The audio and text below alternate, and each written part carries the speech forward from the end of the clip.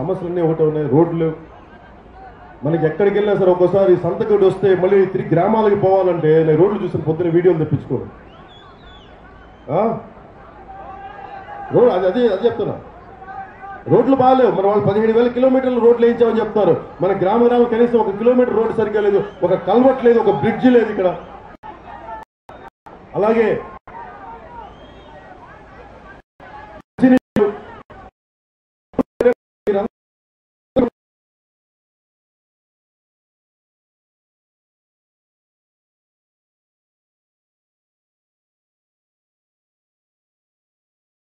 శక్తి లేదు. ఒకళ్ళకి కనీసం మన సాటి మనిషి ఓట్లు అడుగుతున్నామే, ఓట్లు వేయించుకున్నామే, కనీసం ఒక్కసారి గ్రామాలు చూద్దాం నీళ్లున్నాయంటే అడగటానికి రావడానికి ఒక్కళ్ళు లేడు.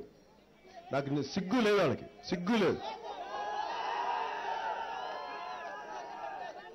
ఇది నాకు నిజంగా ఈ పర్టికులర్ ముఖ్యంగా మన అరకు గిరిజన నియోజకవర్గాలకు సంబంధించి నిజంగా చాలా బాధ అనిపించింది నాకు. నిజంగా ఒక్కొక్క ఆడపిల్లలకి పాపం స్కూళ్ళలో వెళ్తే వాళ్ళు చెప్తా ఉన్నారు, అక్కడ వాళ్ళు కూర్చోబెట్టి రివర్స్ ఆస్మాసిస్ వాటర్ అంటాం, శుద్ధమైన తాగులేదు, పని చేయట్లేదు. స్కూల్స్లోకి వెళ్తే స్కూల్స్లో పని చేయట్లేదు నీళ్లు.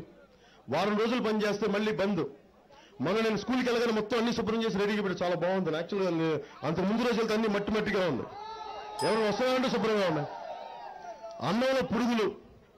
నేను అడిగాను పాపం టీచర్స్, ఎందుకమ్మా అన్నంలో పురుగులు ఉన్నాయంటే, సార్ మేము 200 మంది కానీ పని చేయగలం కానీ 400 మంది పిల్లలను పెడితే మాకు కూడా ఏరటం కష్టమైపోయి చేస్తుంటే మళ్ళీ వీళ్ళకేమో చూడండి ఇక్కడ 9 కోట్లు ఇక్కడ వదిలేశారు.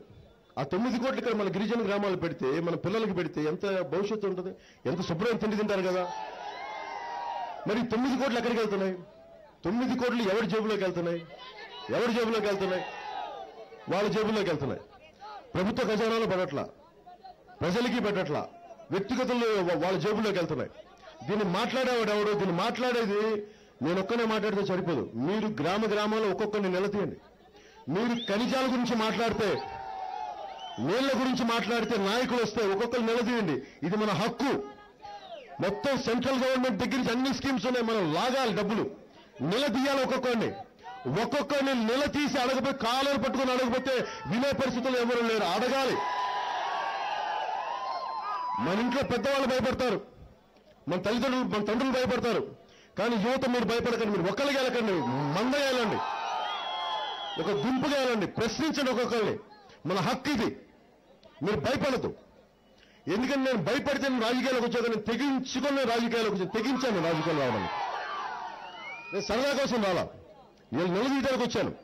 నేను ముందు తెలుగుదేశం పార్టీకి సపోర్ట్ చేయడానికి ఒకటో కారణం, మీరు 10 సంవత్సరాల పాలనలో లేరు. కనీసం విడిపోయిన తర్వాత ఇంకొకసారి వేర్పాటువాద ఉద్యమం రాకుండా, కళింగాంధ్ర ఉద్యమం రాకుండా, మన్యం ప్రాంత ఉద్యమాలు రాకుండా మీరు ఎంతో కొంత చేస్తారని చెప్పి నేను చిత్తశుద్ధిగా నమ్మాను ముఖ్యమంత్రి గారిని.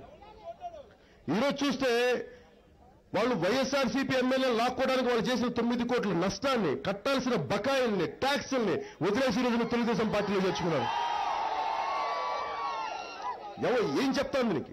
ఎవరిని అడుగుతామంటే మీరు అడగాలి, మీరు నిలదీయండి. వారికి ప్రతి ఒక్కరు మీరు అడగాల్సిన అవసరం ఉంది. మీకు అండగా జనసేన పార్టీ ఉంటుంది, మేము నిలదీస్తాం. మీకు